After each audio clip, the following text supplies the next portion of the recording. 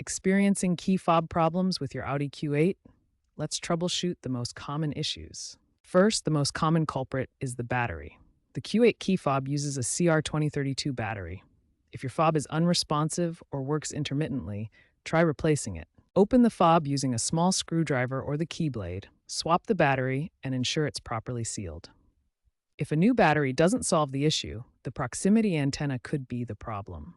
Symptoms include the fob only working when held very close to the door handle. Moisture or damage can affect the antenna.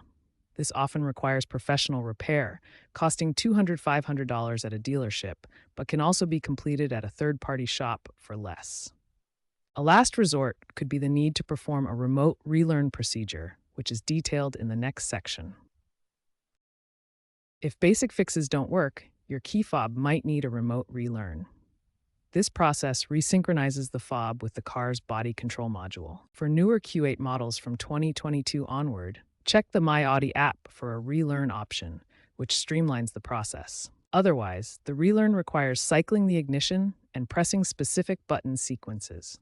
Consult your owner's manual for exact steps or find YouTube tutorials. If these steps fail, diagnostic tools like VCDS might be necessary. This software helps diagnose BCM issues. Don't forget to keep your Audi updated. Software updates often resolve connectivity glitches in the keyless entry system. Consider these fixes before looking into a full hardware replacement.